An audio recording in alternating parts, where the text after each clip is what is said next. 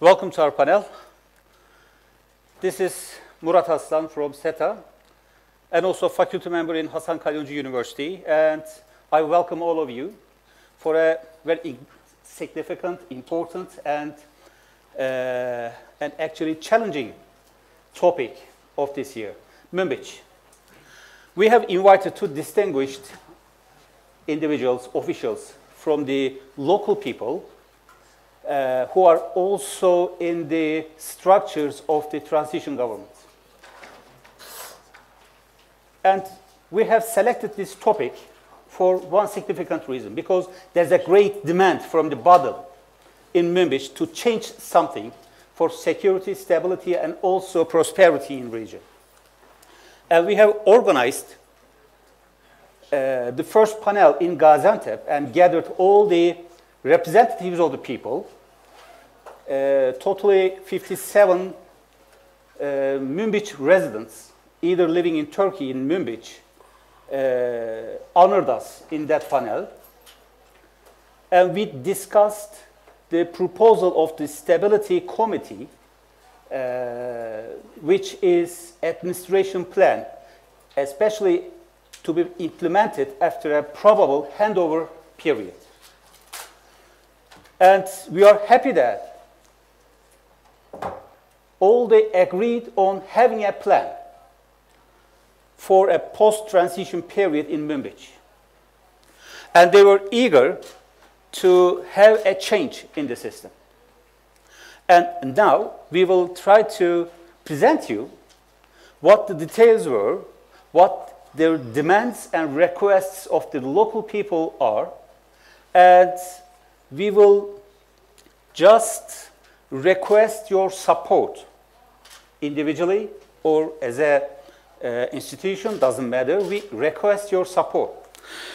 As you know, Syria has long been in the agenda of international community, and still we are witnessing no conclusive or fruitful termination of the crisis. And we expect developments in future negatively. And that's why we must increase our efforts just to have the local public and immigrants be more safe and provide an immunity in terms of their lives. We witness ambiguity and also complexity in the region. We do not know who is playing with whom. We do not know who is collaborating or engaging with whom, because everything is changing on a daily basis. And we witness contradictions. Enemies become friends for specific occasion, and later then become enemy in another occasion. And in Syria, Turkey becomes a prominent player, especially after the military interventions at Azaz, Bab, and Afrin, and currently holding a political and also security position in Idlib, along with Russia and also Iran, in accordance with Astana process and Sochi agreement. And also Turkey follows Geneva procedure and try to keep balance among the actors just to, increase security and also have living conditions improved, especially for the local public. So we have prepared ourselves for a transition. That's clear. And also, Turkey, apart from the interventions with military nature, started restructuring activities at the up north of Syria, which are secured. And we have just prepared a report about it. We made some consultations with the local public, institutions of Turkey, and today announced what the strategy of Turkey is in terms of restructuring, not fighting against terrorism or not heavily affiliated with the security undertakings, but restructuring. Because people need restructuring just to persuade them to immigrate back and leave them peacefully. In this context, Manbij appears to be the priority because we have immigrants in Turkey and they want to go back to their own land, as you can see here, and they are prepared for that.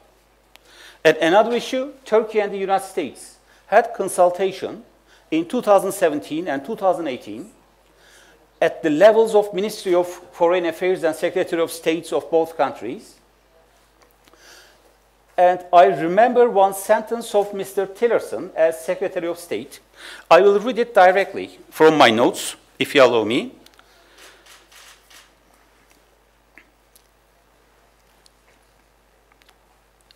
Manbij must be back to the composition, must go back to the composition of people who were there before. So we are going to address Manbij first. This statement was in 2017, and you can read it in the web page of US Embassy. So after this sentence, we spared 2 years. Still we have local public waiting to go back to their own lands. So we decided to raise this issue again because we had organized a similar panel last year and just present you what the local public of Manbij wants and how they are prepared. In this context, we have 2 visitors, additional to the distinguished guests sitting at the front row. The first one is Mr. Hassan El-Nifi. He is actually a poet and journalist. He has a degree in Arabic literature from the University of Aleppo, and he was the chairman of Manbij Political Committee. He was the head of political office of Free Aleppo Provincial Council, and he was also a founding member of Manbij Local Council. And he is actually a formal political detainee in the jails of regime and currently working as a researcher and journalist in the MENA Institute of Studies and Syria TV in Istanbul. And Mr. Muzer El-Sallal, he is the head of Stabilization Committee at Aleppo Provincial Council. He holds a degree in philosophy and religions from Azhar University in Egypt. And after the revolution, he started working as an officer of public relations in Manbij Local Council and later occupied a position as the head of Manbij Board of Trustees, and now responsible for plan, prioritize, and implement humanitarian and civilian governance assistance in Manbij and around Manbij, including some portions of Aleppo,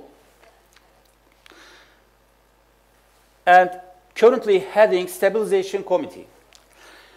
So I want to thank, first of all, to both of you and all of you to honor us. I will start with a very significant question to Mr. Hassan El-Nifi. First of all, we have to understand what the current situation is in Manbij in terms of perceptions of the public and also security situation. Now, I will hand over word to you. Can you please tell us what's the current situation in Manbij? And just could you briefly summarize what the current attitude, expectation of people?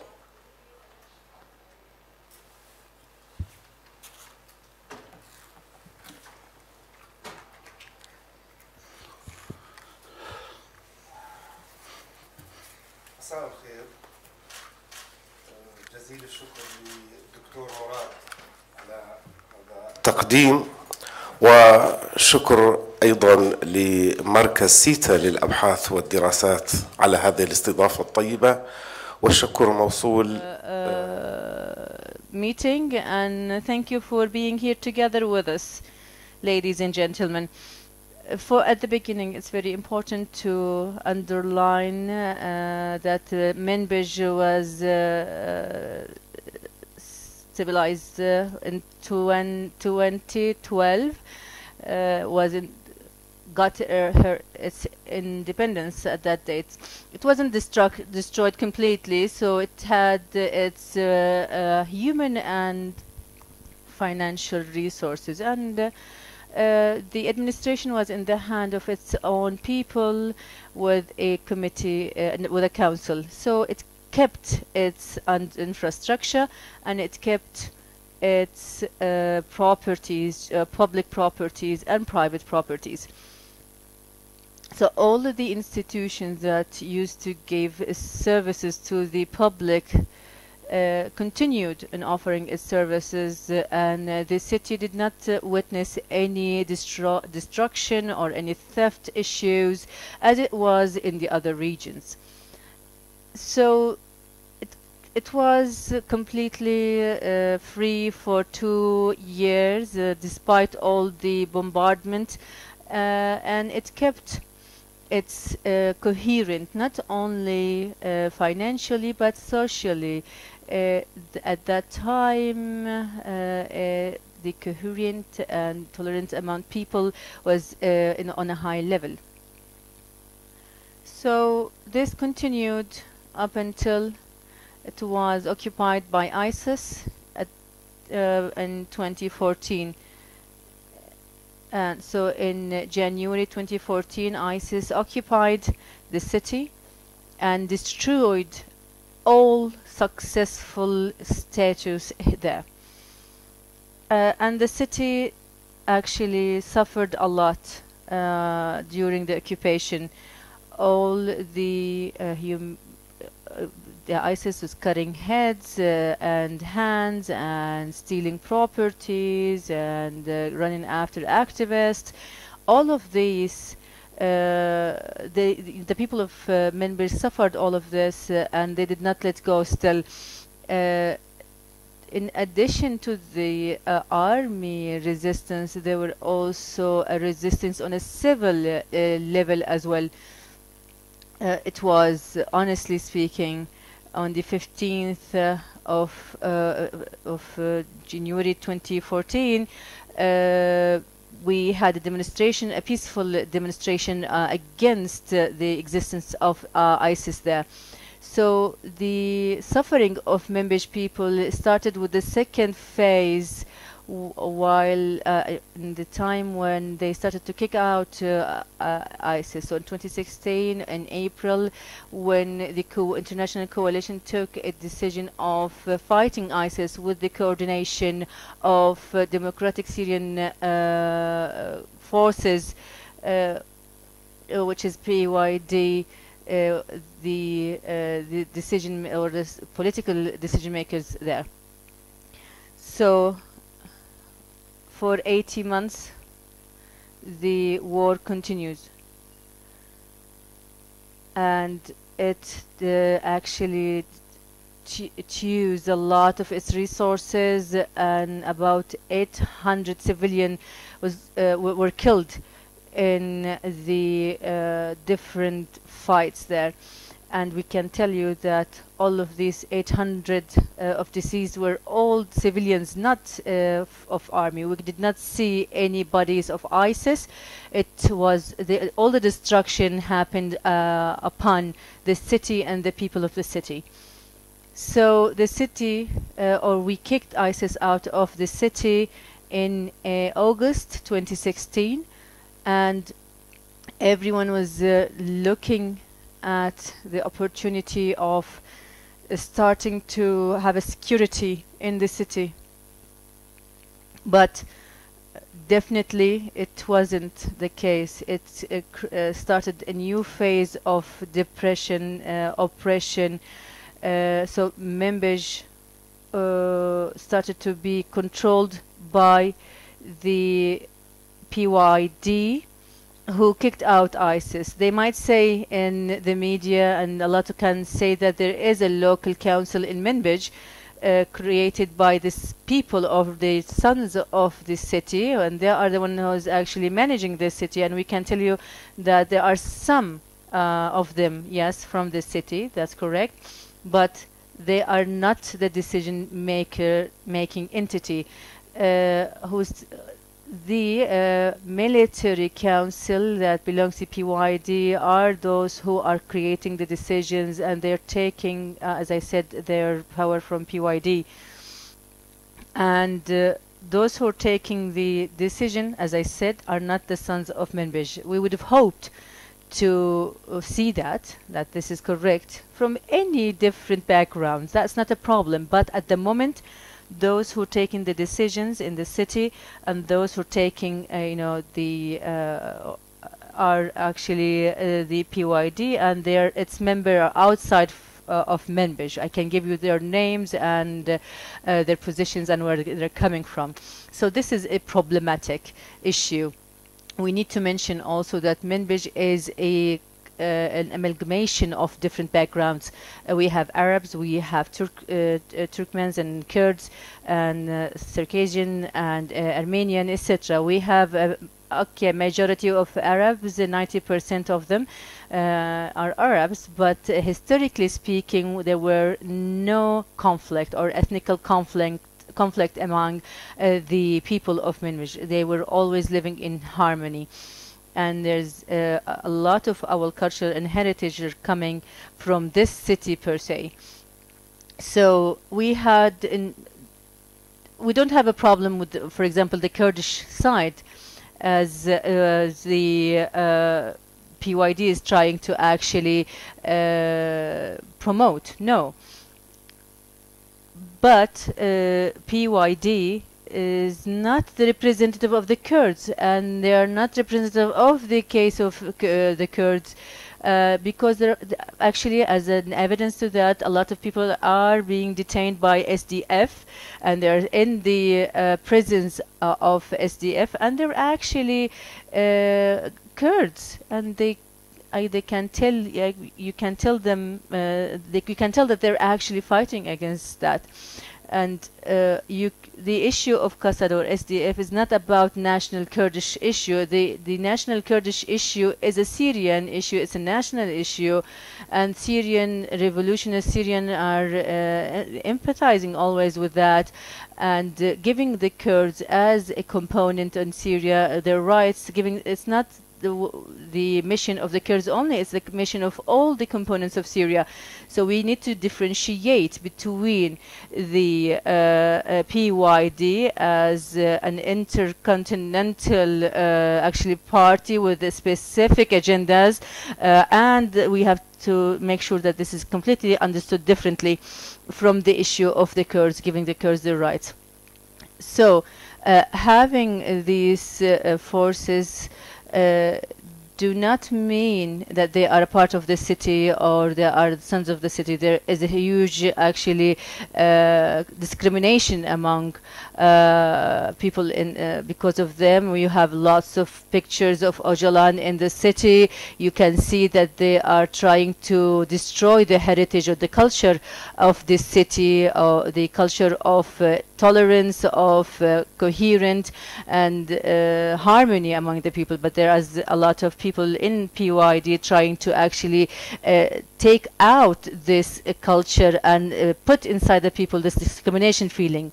Economically speaking, it's very important to mention that at the moment the PYD are confiscating all the resources of the economy in the city. They don't leave anything to the civilians, the people in this. We have at the moment the trade of coal or petrol. No one can actually take that or deal with that unless they are from PYD, and they're bringing this from the northern of Euphrates. And the trade of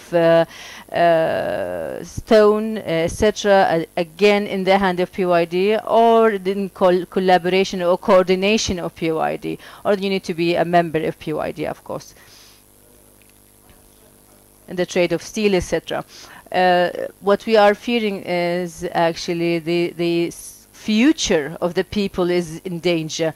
We are really fearing that this culture of living in coherence will be destroyed soon, and this and we have actually conveyed this to the different entities more than one time. We told Michael Rodney in August 2016, when he was the special envoy of the USA to Syria, and we told James Jeffrey in 2018 as well, in January when we met him in Gaziantep. We told him that the insistence of the American side of supporting the PYD and the administration of PYD will actually create a ethnical fight, that's for sure.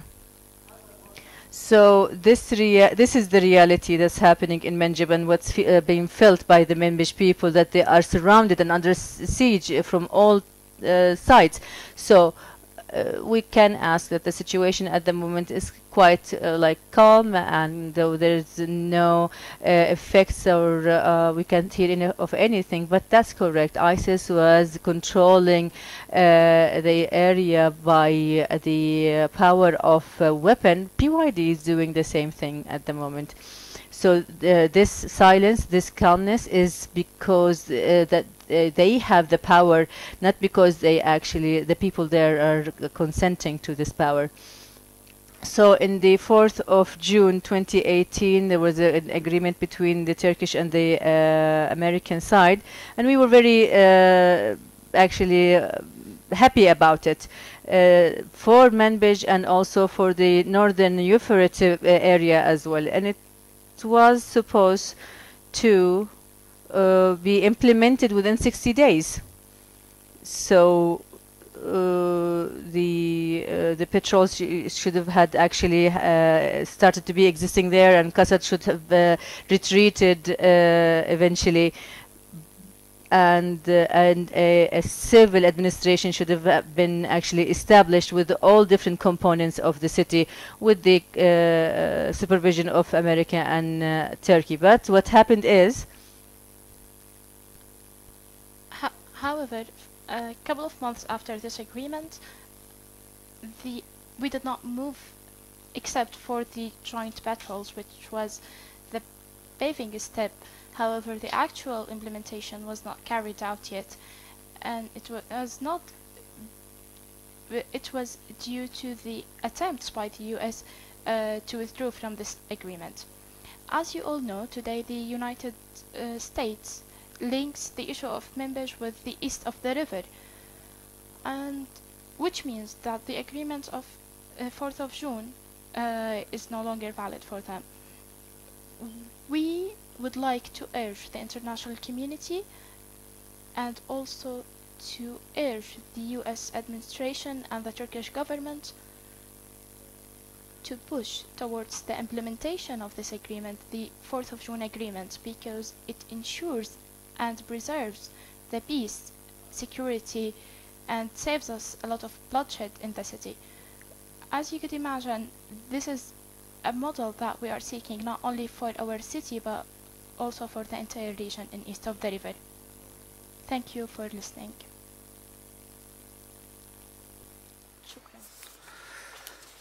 Thank you. To sum up, it's clear that ISIS destroyed many things in Manbij, even though Manbij has a good infrastructure. But the coming power in the region, PYD, it was also destructive. Not physically, but by building the institutions that PYD desired and rules that were imposed, and also decision-making authority not passed directly to the local people.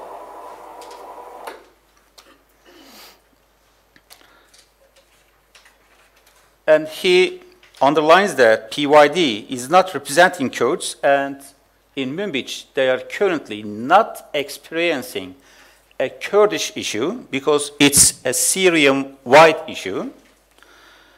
But PYD destroys the heritage of city and also harmony, confiscating resources, and there is a danger of ethnic fight in Manbij, he underlines. Thank you. And my second question is about how to deal with the current issue. We know that Manbij public is in deep need of a plan and isolate themselves from the conflict surrounding them, even though it seems impossible. So my second question goes to you, Mr. Salal. You know, you built a management plan, a capacity plan. So how do you, present us the context of this planning? And later then, can you please just tell us what you have planned in terms of coming activities if there's a probable handover in Manbij to the owners of the Manbij public? Thank you.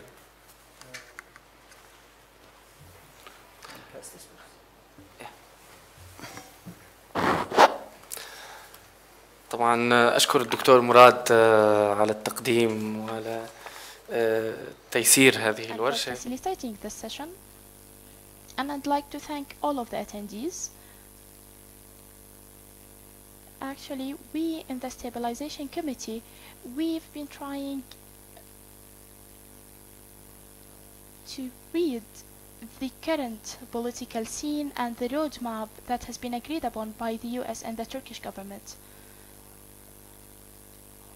And we are basing this on our understanding because we still don't have a clear vision or a clear details about the implementation of this roadmap. So we tried to understand their vision, and we organized a couple of workshops with the people of Manbij inside the city of Jarablus and in Gaziantep as well. The last wish was with the collaboration of the university that the professor referred to, and one of them was also in Jarablus at the same time. We benefited a lot. We got plenty of ideas from those workshops. We understood the aspirations of the people of Manbij about this understanding between these two countries.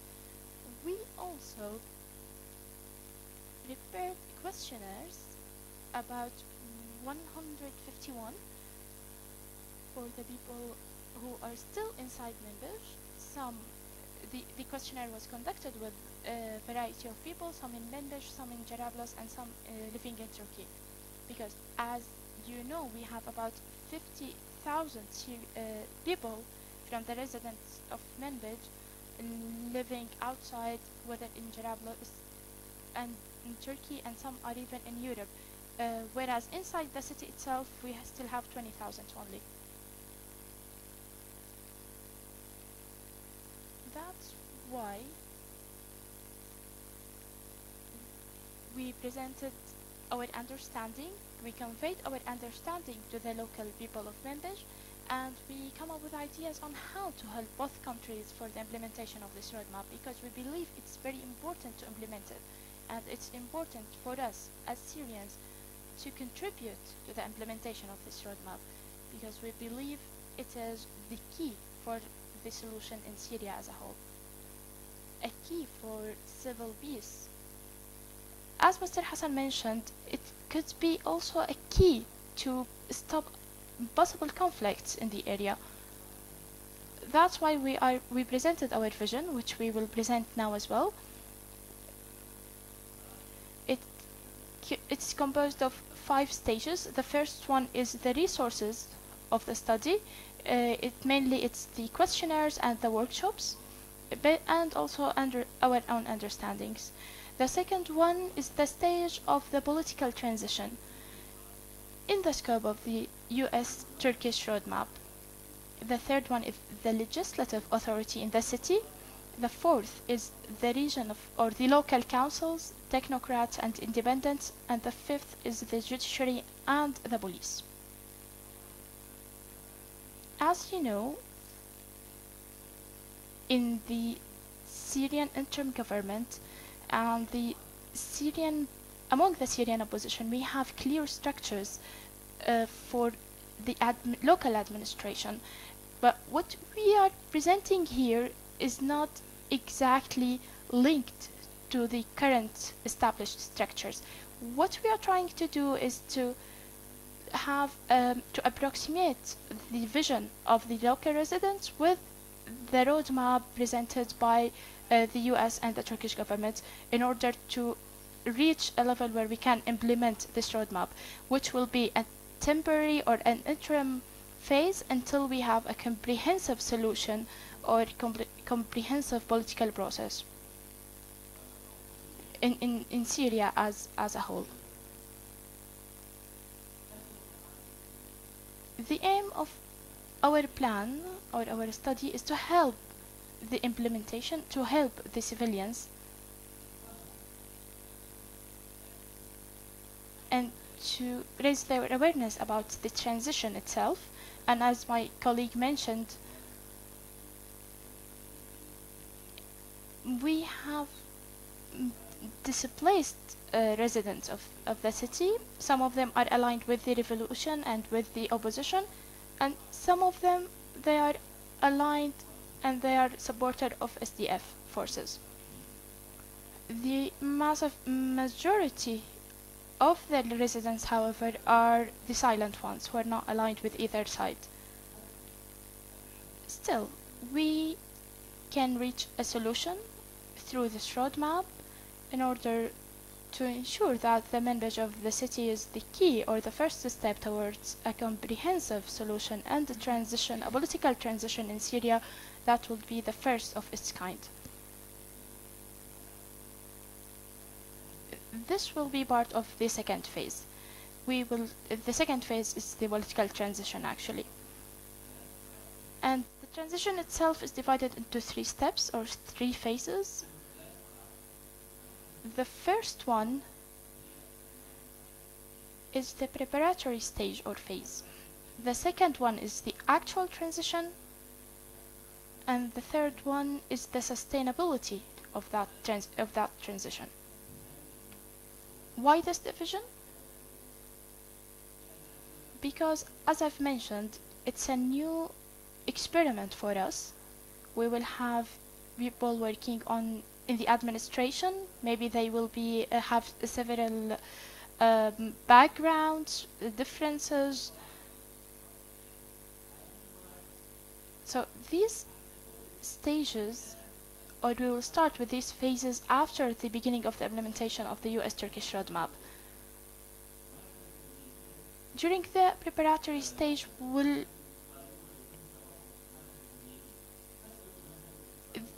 this stage have a consensus where we'll see the consensus and the agreement, and will influence the shape of the actual transition later.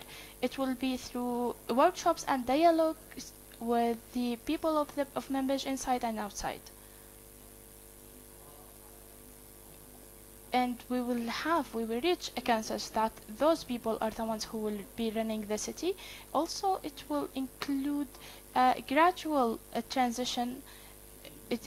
This kind of transition requires plenty of meetings and workshops.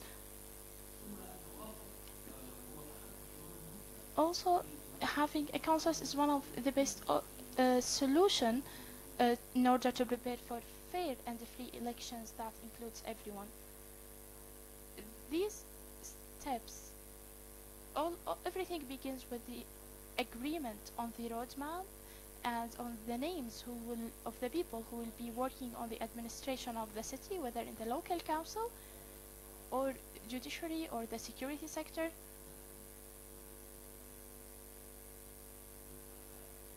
However, at the end, we will have an election of these bodies in order to ensure that these institutions are representative and comprehensive, without not aligned with any power. We need to ensure that they are actually representative of the local residents.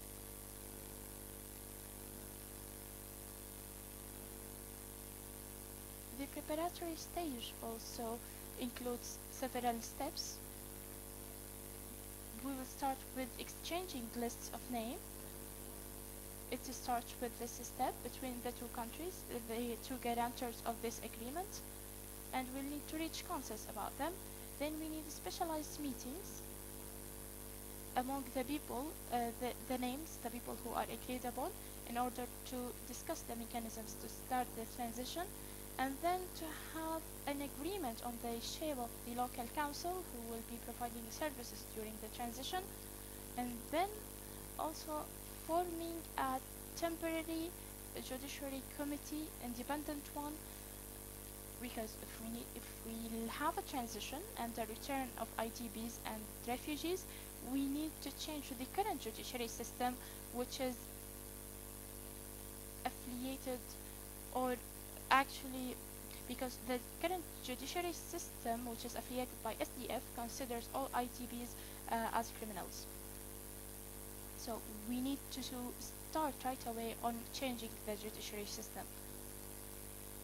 And we need a temporary committee that works until the full transition is established. And then we need agreement between the two countries that will monitor also the steps or the implementation of the next phase. So this committee will be monitoring the implementation of the agreement, and also, no doubt, it should be from the local residents of the city. Then we move to the actual transition stage. During the transition, it's more of an executive stage. The local council starts working, which is already agreed upon. This is all done in the previous stage, the agreement about the local council. Then the local council starts actually working, implementing. The next step is to hold the work of the current legislative council. Previously, when the opposition was controlling the city, there was a legislative body called the Council of Guarantors of the Revolution, and it was the legislative power in the country, and we need to hold the work for that. Because we can't have that while we are seeking elections, because it gives the right for the SDF to recruit the people, for example. So it's the role of the current council is actually destabilizing. The preparatory, also following the preparatory stage, when we go to the transition, we need to start thinking about the elections. There will be a specific mechanism for that. We'll talk about this after. The local council members will agree on the sub-councils in each neighborhood and in each area based on the applied structure as per law number 107. And as you know, currently under SDF control, they have different kind of structuring and different hierarchies for the local administration, and it's actually a new structure. We can describe it as a security structure. That's why we are suggesting to base the new local administration on the structure that is mentioned in law number 107, to include a sub-council in each neighborhood and sub-area based on our local division. Then also we need to reform the security committees to ensure harmonization of their work. It's very important that during the transition to have the security sector reformed. We need to support them with agreed upon members or officers, and towards the end of the transition, we will start the election of the General Assembly of the city.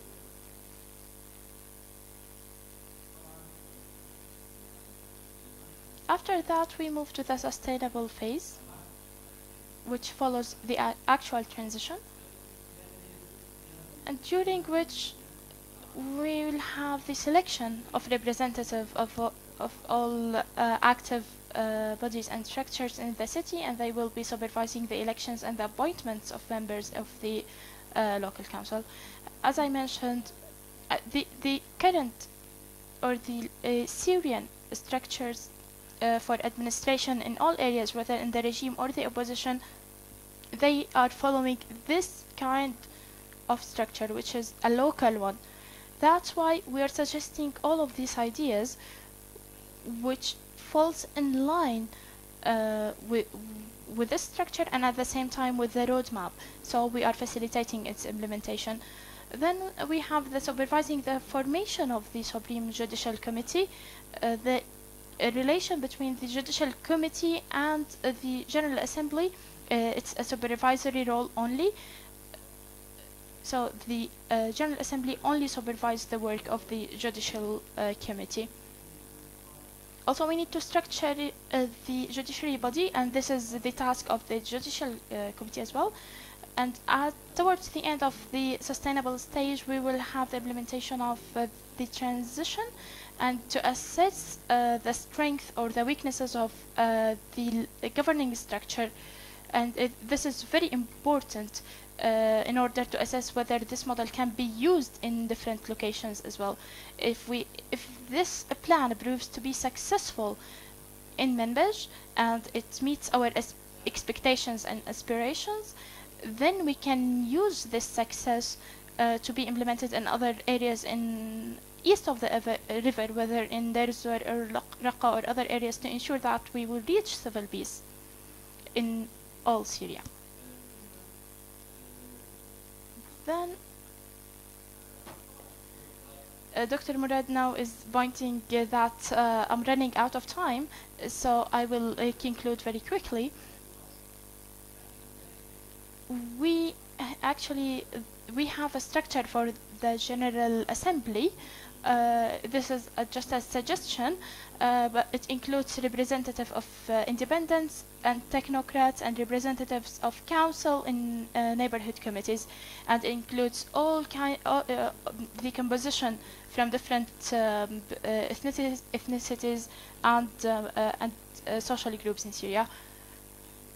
And I mentioned many of the tasks for this General Assembly, so I won't go into details anymore, but I just would like to explain that we are mentioning neighborhoods over and over again, because if you could see the map here with me,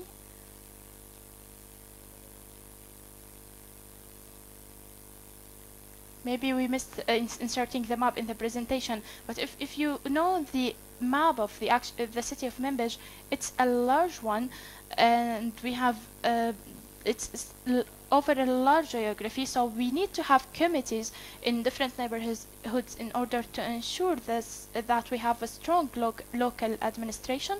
It will be mainly through 7 main neighborhoods who will be represented in the General Assembly as well. I will stop here. I'll commit to my time. Thank you so much for listening. For disturbing, but we have a time limit. To sum up,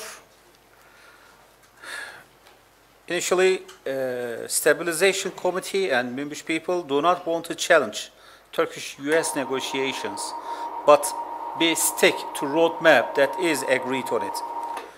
And also, it's clear that this plan was a consequence of a research based on interviews with locals, more than 150 people, and covers 5 stages and embraces all segments of Manbij public, and target audience appears to be civilians, and mainly the silent ones. We see that they want to build a gradual, tolerable, and acceptable phased transition to prosperity, peace in Manbij, and it's clear that they want to build an institutionalized structure compatible with political process. I am sure that they have a website, and they will put this presentation in their website, and everybody can access it. And my third question again goes to Mr. Nafi. Okay, this plan is prepared by interviews and also by a research agenda, but what could be the reactions of Manbij public on the ground, and what may be the challenges? So I would like to, talk something about probable challenges and also the reactions.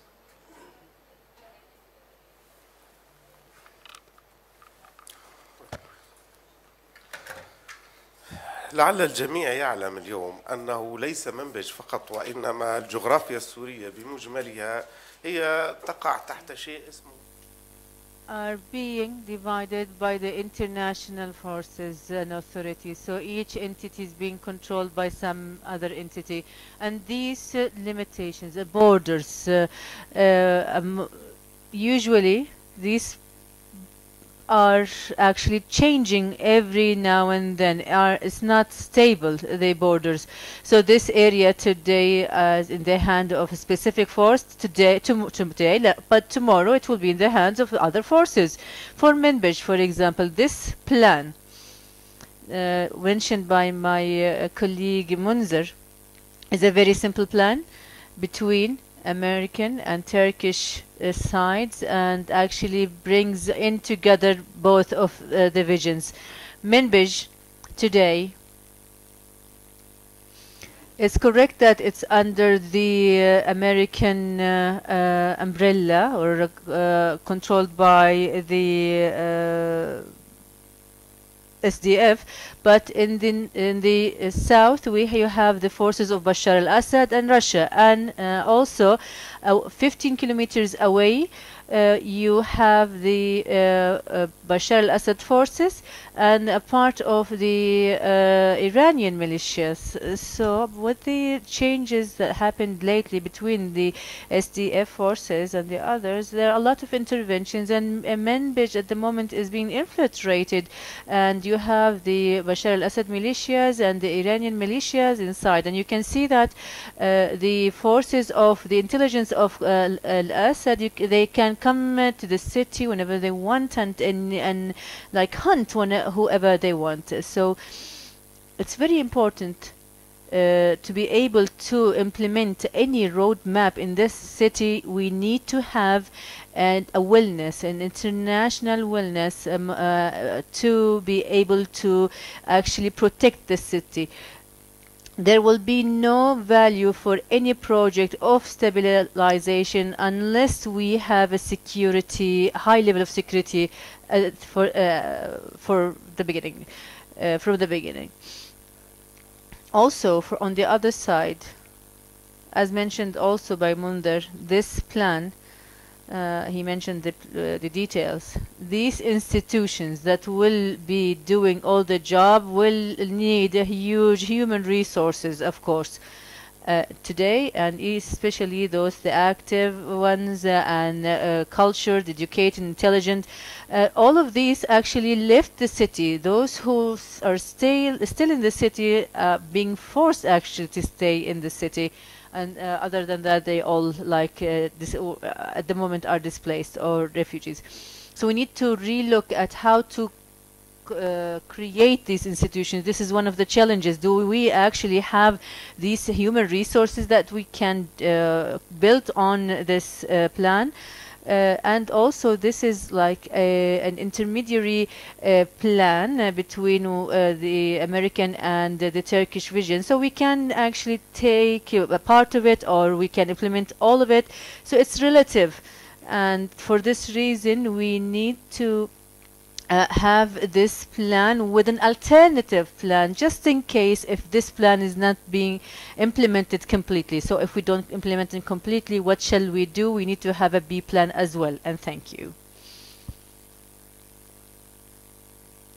Thank you. Then the plan is flexible because they are open to upgrade it or rearrange it, and they will need further dynamics. They need, for instance, human resources, and also they can implement all part of it. So it's clear that Stability Committee is open for every contribution. So my fourth question, the last question, goes to you, Mr. Sellal. Then what do you need more to implement such a plan? Part of it or all of it, doesn't matter. And what mechanisms should be established in Manbij to implement this plan?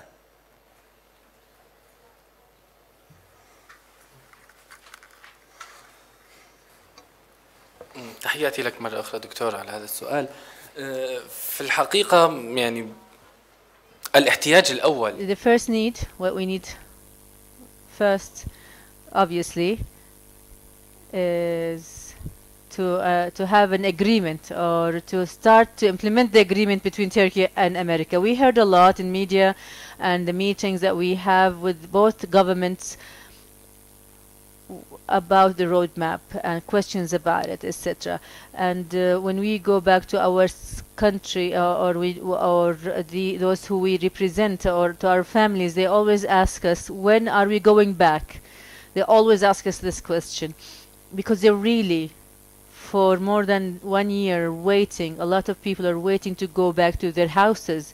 So first of all, the agreement needs to be to start to be implemented seriously so that we can start the next steps. The next steps in the plan needs a lot of support from all entities, international society in general, and both governments, the Turkish government and American government in specific. So we've mentioned creating workshops between the city citizens. We will have, for example, we talked about that we need to take out these who are not from the city because they will hinder the development of this plan, etc. And we need to bring back those who were displaced.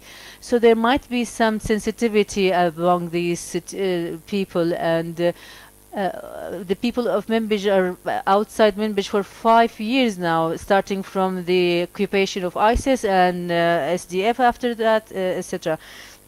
So they really need a lot of workshops to be implemented to get back this understanding or mindset and the right evaluation of the situation of Manbij. And this needs support to create workshops with the locals. I think that the locals of Manbij, if you take their opinions and consult them and make sure that they are represented in the map truly, or actually re-effect or recreate again their role in this plan, they will be very effective. A lot of misunderstandings will be definitely just erased. Also, Manbij is a big city, as you all know, and honestly speaking, if I had some times, I would have been able to give you a whole presentation about Manbij. Manbij is about 700,000 of population, and with a huge geographical coverage or area. So it needs a huge support, huger than anything that we knew before. Thousands of teachers need to be supported, for example. It's very hard to just give them an independent support or funding, or a funding from the resources of the city itself. That will not be enough. We need a lot of funding for the educational system, also security system. We are talking about sectors that did not have any resources before. They maybe these sectors did not have any income from taxes, from service providing. No, we are talking about education system who needs to be effective to teach the children from Manbij to Deir ez-Zor. They are independent and they don't have ISIS. So from the far right to the left, they need to be protected, and they need to be taught, and we need to have centers for the youth as well to move them forward from from the current mind state that they have. Also, we mentioned we mentioned the educational sector, we talked about the security sector, and we also I mean, when we talk about security sector, we're talking about the cells, the ISIS cells that exist up until now in the general of the area. Of course, they have cells in the area that are unknown, and those who are followers of the regime who actually committed a lot of operations in Manbij, Raqqa, and many other areas. So we need security funding and support to enable them to actually contain these operations, to control or protect us against these operations. And also the health sector needs to be protected and secured and funded. We have a huge number of population, and we are thinking that there will be a lot of displaced returning back, so we need to make sure that we rehabilitate some of the destroyed buildings or hospitals. So what I mean here in general, that first of all we need political support, we need also then we need financial support, and also administrative and intellectual support to be able to implement this plan and to be able to be successful in it with God's will. So if you allow me, we have a video about the city of Manbij.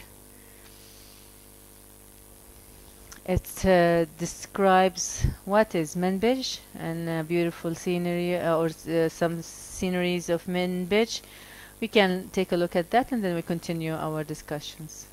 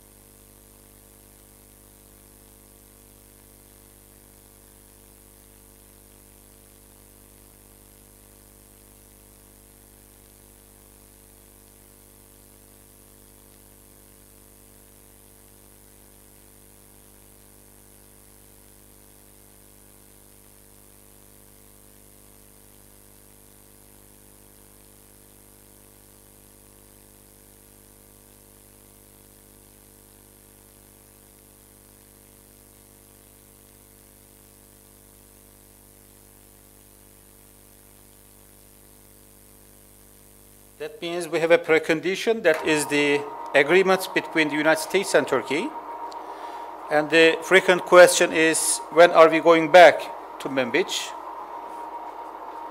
And they expect to start implementing the plan or any other plan for consolidation, security, and also activate the living conditions for the civilians, covering different sectors, including health, infrastructure, education, and they need political, financial, and also administrative support from international community.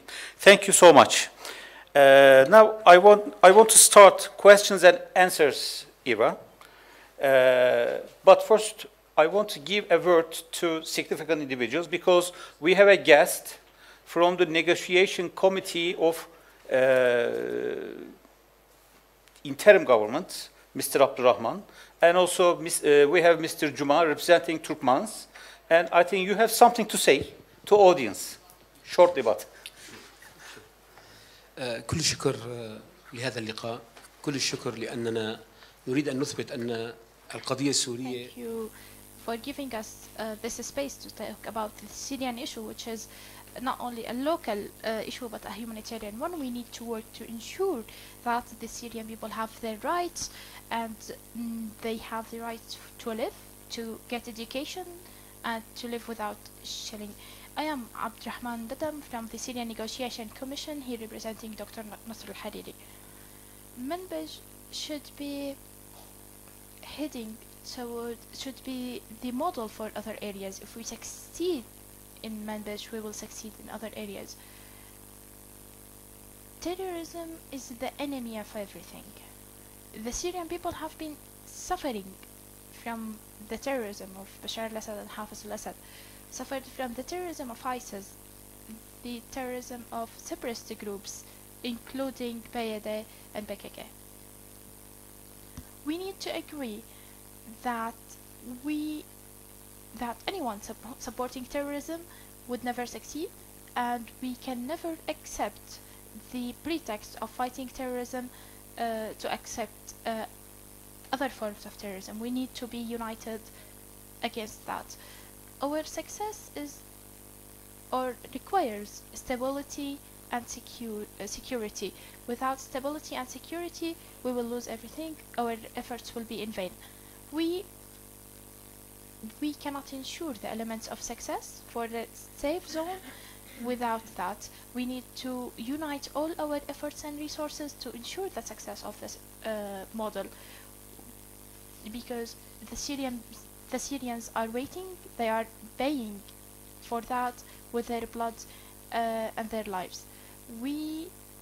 I'd like to thank all the countries who believe in democracy and freedom, and I'd like to tell them that the lack of action is actually affecting the lives of the Syrian people.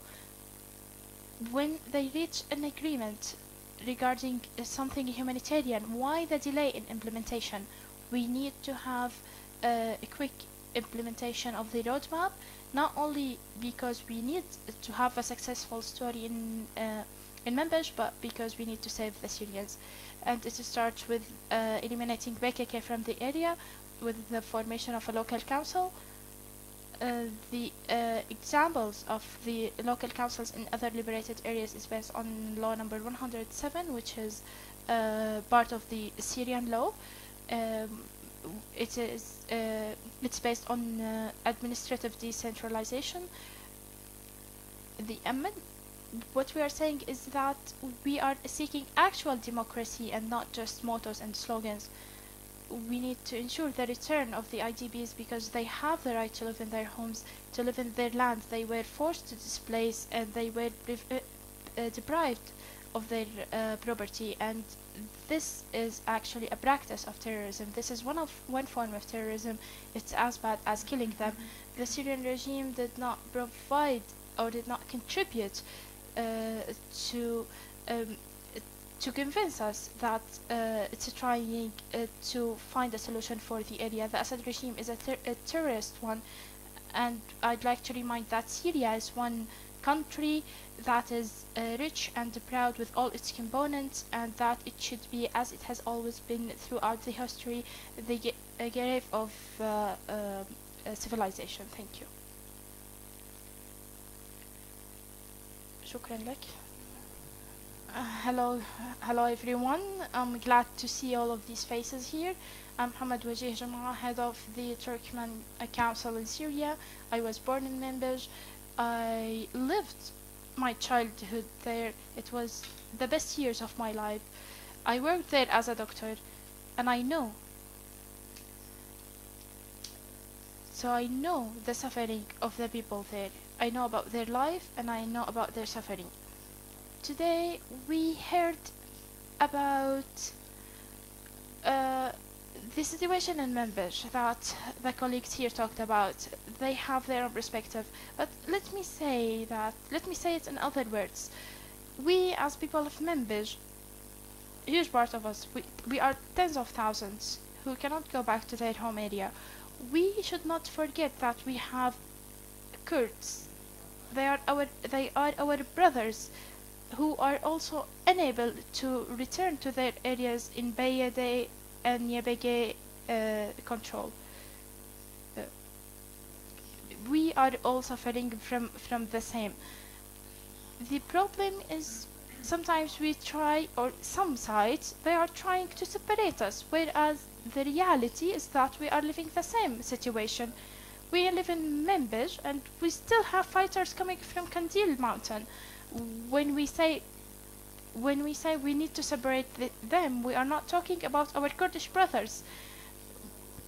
And when we have people affiliated with them, affiliated with Öcalan, this is something different.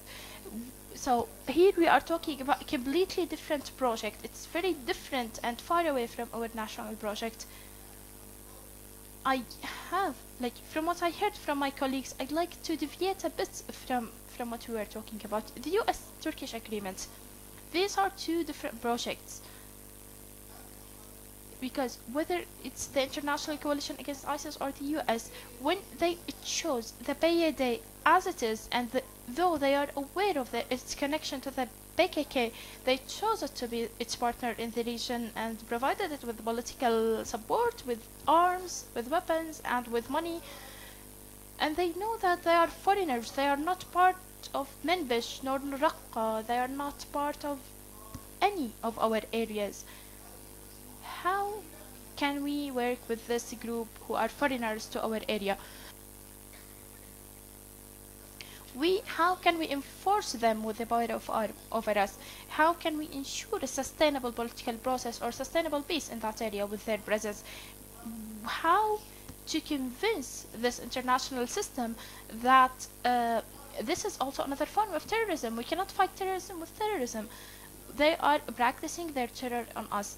Our homes were seized, confiscated, stolen, our properties, and here when I say we, I'm not referring in general. It's we, the individuals here in this room.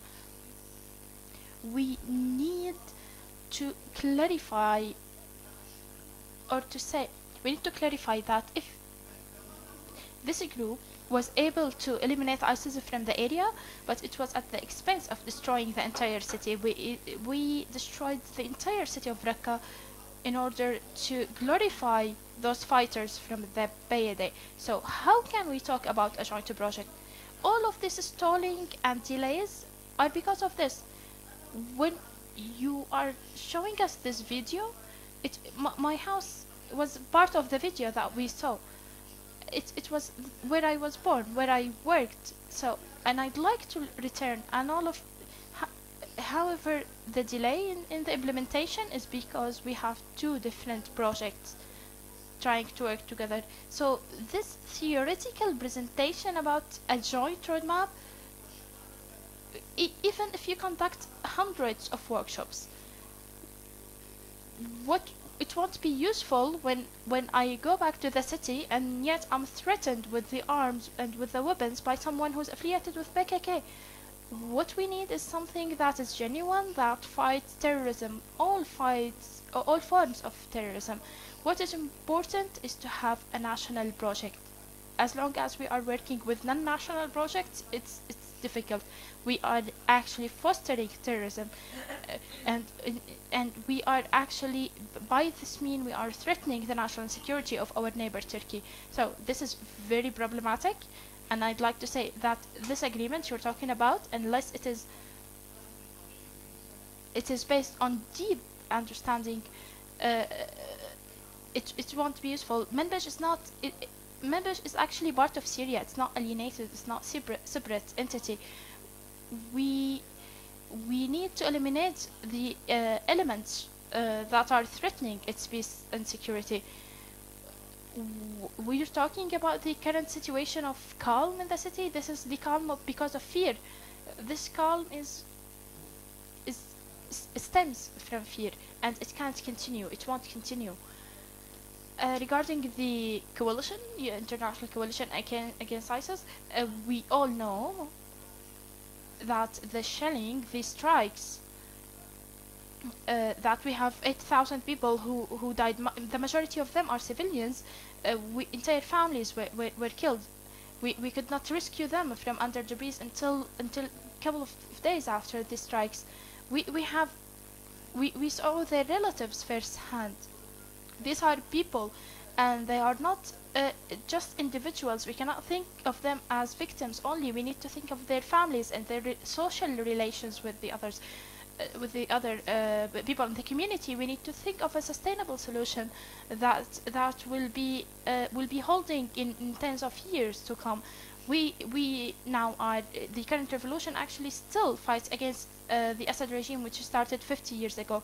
So enforcing any agreement won't last. That's why I'd like to seize this opportunity to seize that we need to move into a practical, to search for practical solutions. Just find me a solution for me to get back to my home. Let's not talk about politics. I'd like to say that I need a solution that brings me back to my house. My house inside Syria, in Manbij. Manbij is part of Aleppo. Aleppo is part of Syria. We need to have security and peace in all Syria and to go back to our home safe and secure. Thank you. شكرا جزيلا سيد Answers. Please do direct your questions to speakers, and I think they are ready to answer every type of question. Please. Any questions? No? So everything is perfect? Okay. Thank you so much for participating in this event. I wish you to see here in our next event. And also, we have put booklets. First about Manbij, and the second thing, it's about Turkish restructuring activities in Syria, mainly in Elbap, Azez, and Afrin. You can enjoy it. Thank you so much.